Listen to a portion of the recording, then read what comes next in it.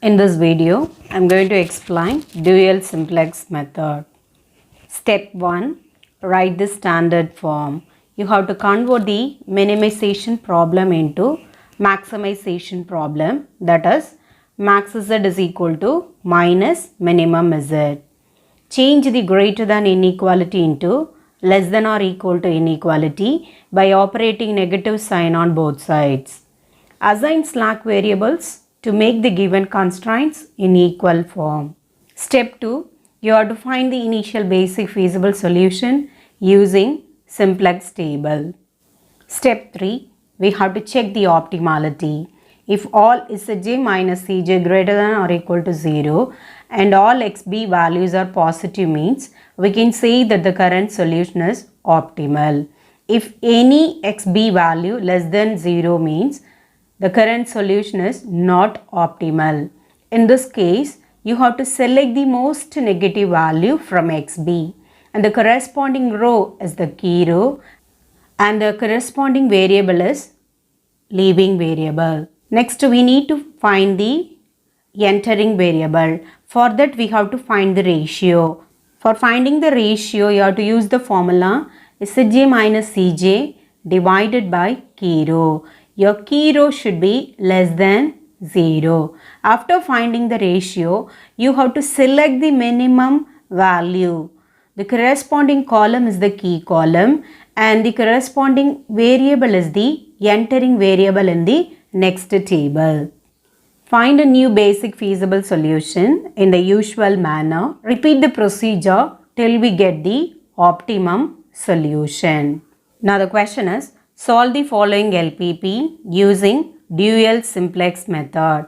Minimize z is equal to 15x1 plus 10x2 subject to the conditions 3x1 plus 5x2 greater than or equal to 5, 5x1 plus 2x2 greater than or equal to 3, x1 comma x2 greater than or equal to 0.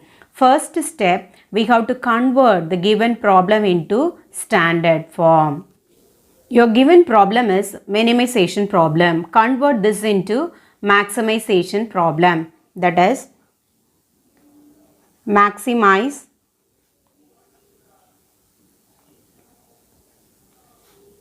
z is equal to, maximize z is equal to minus minimize z. Maximize z is equal to minus minimize z, that is minus 15x1 minus 10x2. All the constraints are greater than or equal to symbol, so you have to operate negative sign on both sides to change the greater than inequality into less than or equal to inequality. That is minus 3x1 minus 5x2 less than or equal to minus 5. Second condition is minus 5x1 minus 2x2 less than or equal to minus 3.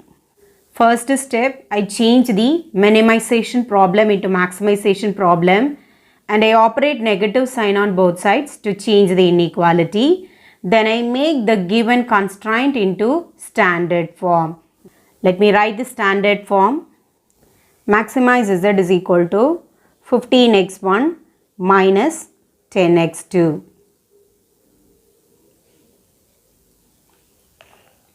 Subject to, here the first and the second constraints are less than or equal to condition. So you have to add slack variable s1 in the first condition, s2 in the second condition. Minus 3x1 minus 5x2 plus s1 is equal to minus 5. Second condition is minus 5x1 minus 2x2 plus s2 is equal to minus 3. Here we are introducing two variables. So the objective function becomes 0s1 plus 0s2. Then you have to write the non-negativity condition. The variables x1, x2, s1, s2 greater than or equal to 0. This is the standard form for the given LPP.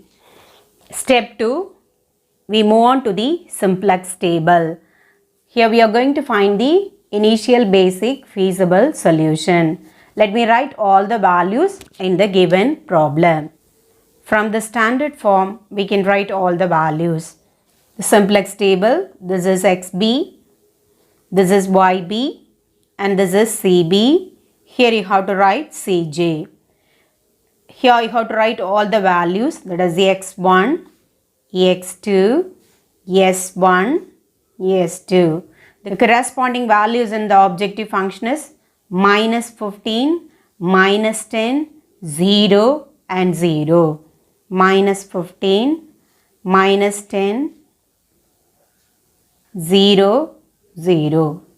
Your XB is nothing but the right hand side values minus 5 and minus 3. Let me write minus 5 and minus 3. Your YB is nothing but newly introduced variable S1 and S2. CB is nothing but the cost in the objective function. For the slack variable, the cost is 0 in the objective function. Here you write the coefficient of the given condition. Let me write the coefficients. For the first condition, minus 3, minus 5. We are introducing slack variable in the first condition. So 1, 0. The second condition is minus 5, minus 2, 0. We are introducing slack variable in the second condition. So 1. In the usual manner, we have to find Zj. The formula for finding Zj is sigma Cb into jth column of the matrix. That is 0 into minus 3 plus 0 into minus 5. Let me write 0 into minus 3 plus 0 into minus 5. So you'll get 0. The second column is 0 into minus 5 plus 0 into minus 2. 0 into minus 5 plus 0 into minus 2. The value is 0. The next one, 0 into 1 plus 0 into 0. 0 into 1 plus 0 into 0. So the value is 0 again. Now the last column is 0 into 0 plus 0 into 1. That is 0 into 0 plus 0 into 1. For all the entries, the values are 0. J is equal to 0, 0, 0, 0. Now we have to find Zj minus Cj. Zj minus Cj is in the usual manner. Zj is here, Cj is at the top. 0 minus of minus 15 is 15. 0 minus of minus 10 is 10. 0 minus 0, 0. 0 minus 0, 0. Now we need to check Zj minus Cj values are positive and 0. Here the values are positive and 0. In the dual simplex method, for the optimal conditions, you need to check Zj minus Cj greater than or equal to 0 and all the xb values are positive. But here the xb values are negative. So the current solution is not optimal. So we move on to the next table to get the optimal solution. For that, we must follow some procedures. We have to find the leaving variable first and then entering variable. For finding leaving variable, you have to select the most negative value in the xb column. The most negative value is minus 5. So the corresponding variable S1 leaves the table. S1 leaves the table. Now we have to find the entering variable. For entering variable, we need to find the ratio Zj minus Cj divided by key row. For entering variable, we need to find the ratio, that is Zj minus Cj divided by key row. This is our key row. We have to divide 15 divided by minus 3. The value is minus 5. Then 10 divided by minus 5. The value is minus 2. The next one is 0 divided by 1 and 0 divided by 0.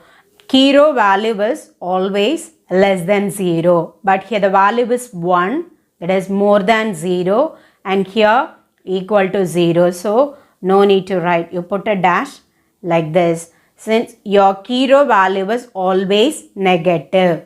Now in the ratio, we have to select the minimum value. The minimum value is minus 2.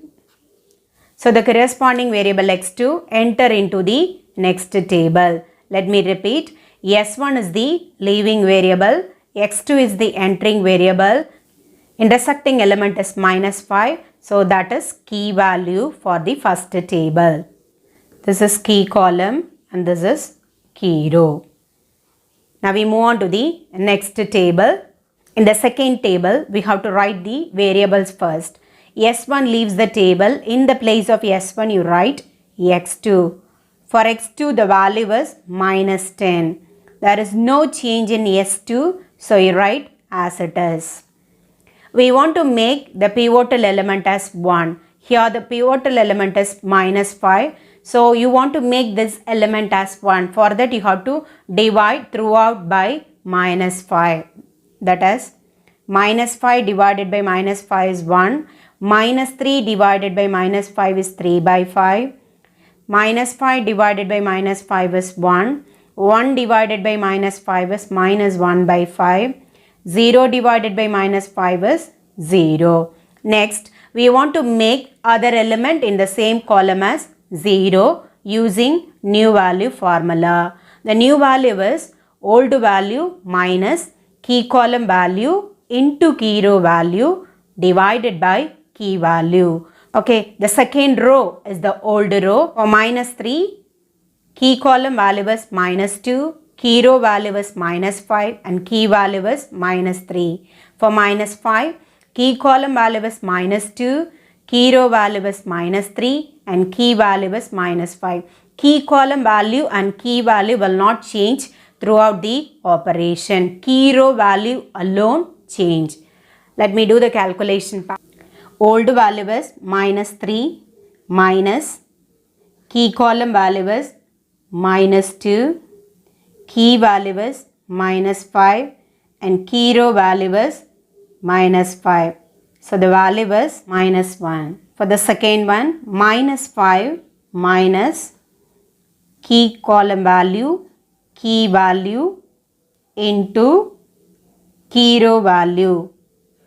So the value is minus 19 divided by 5. If you simplify this, you will get this. The next one, minus 2 minus key column value divided by key value into key row value. So the value is 5 getting cancelled. So the value is 0. For the next value, old value is 0 minus key column value, key value into key row value is 1. So the value is minus 2 divided by 5. The next one, old value is 1, key column value, key value into key row value. So the value is 1. First one is minus 1. Second value is minus 19 divided by 5. The third one is 0. Then minus 2 divided by 5, then 1. Okay, then we have to find ZJ. In the usual manner, minus 10 into 3 by 5 plus 0 into 19 by 5. Let me write minus 10 into 3 by 5 plus 0 into minus 19 by 5. So the value is minus 30 divided by 5, that is minus 6. Minus 10 into 1 plus 0 into 0. Minus 10 into 1 plus 0 into 0. The value is minus 10. The next one, minus 10 into minus 1 by 5 plus 0 into minus 2 by 5. So the value is 10 by 5. The last one minus 10 into 0 plus 0 into 1. So the value is 0. Let me write all the ZJ values. ZJ values are minus 6, minus 10, 10 divided by 5 and 0. Next we need to find ZJ minus CJ. ZJ is here, CJ is at the top. So we need to subtract both the values. Minus 6 minus of minus 15 is 9. Minus 10 minus of minus 10 is 0. 10 by 5 minus 0 is 10 by 5. 0 minus 0 is 0. Here all the values are positive, but XB value, one value is negative. So the current solution is not optimal. So we need to go to the next level to get the optimum solution. For leaving variable, we have to select the minimum value, and this is the only option. So S2 leaves the table. S2 leaves the table. For entering variable, we need to find the ratio. For ratio, the formula is ZJ minus CJ divided by key row. This is your key row. We divide ZJ minus CJ by key row. That is, your key row is minus 19 divided by 5. So 9 divided by minus 19 by 5. This can be written as 9 into 5 by 19. That is minus 45 by 19. The next one, here the value is 0. Your key row value should be less than 0, but here it is 0, so you put a dash. Then you have to divide 10 by 5 divided by 2 by 5. Here this can be written as 10 divided by 5 into reciprocal of that, 5 divided by minus 2. So 5 getting cancelled. Your answer is minus 5.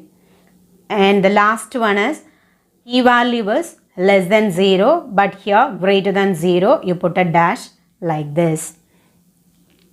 Now from the ratio, we have to pick the minimum value. Here the value is minus 5, and here the value is minus 45 divided by 19. From these two, you have to select the minimum ratio. The minimum value is minus 45 by 19. This is the minimum value, so put an arrow mark like this. This represents the corresponding variable x1. Enter into the next table. For the second table, S2 is the leaving variable, x1 is the entering variable, and the pivotal element is minus 19 divided by 5. This is key column and this is key row. Let me repeat. x1 entering into the table, S2 leaves the table, key value is minus 19 by 5. This is key row and this is key column. Let us move on to the third table. In the third table, you have to write variable first. x2, there is no change, minus 10. In the place of s2, you put x1. For x1, the value is minus 15. Now we want to make the pivotal element as 1. That is, you have to divide the second row by minus 19 by 5. Let me write. Minus 1 divided by minus 19 by 5 is 5 divided by 19. Minus 19 divided by 5 divided by minus 19 by 5 is 1. 0 divided by anything is 0. Now 2 divided by 5 divided by minus 19 by 5. You just write the reciprocal of that. Minus 2 divided by 5 into 5 divided by 19, that is 2 divided by 19. And the next one, 1 divided by minus 19 divided by 5 can be written as the reciprocal, that is minus 5 divided by 19. Next we have to find the first row. For that we have to apply the formula, that is new value formula. The old value was 1, key column value, key value into key row value. Old value minus key column value divided by key value into key row value. If you simplify this, you will get 16 by 19. The second value was old value minus key column value divided by key value into key row value. So the value was 0. For the next one, 1 minus key column value, key value into key row value. So the value was 1. For the next one, old value minus key column value divided by key value into key row value. If you simplify this, you will get minus 5 by 19. The next one, old value minus key column value, key value into key row value. So the value is 3 by 19. The first old value was 16 by 19. The second value is 0. The third one is 1. Then minus 5 by 19 and 3 by 19. Okay, then in the usual manner, we have to find Zj. Zj is nothing but minus 10 into 0 plus 15 into 1, that is minus 10 into 0 plus minus 15 into 1. So the value is minus 15. The second one, minus 10 into 1 plus minus 15 into 0. So the value is minus 10. The next one, minus 10 into minus 5 by 19 plus minus 15 into 2 by 19. If you simplify and add, you will get 20 by 19. The next one, 10 into 3 by 9, 15 into 5 by 9, that is minus 10 into 3 by 19 plus minus 15 into minus 5 by 19. The value was 45 by 19. Let me repeat, minus 10 into 0 plus 15 into 1. So the value is 15. Minus 10 into 1 plus 15 into 0, minus 10. Minus 10 into minus 5 by 19 plus minus 15 into 2 by 19. The value is 20 by 19. The next one, minus 10 into 3 by 19 plus minus 15 into 5 by 19. So the value is 45 by 19. Next we need to find Zj minus Cj. Okay, so minus 15, minus of minus 15 is 0.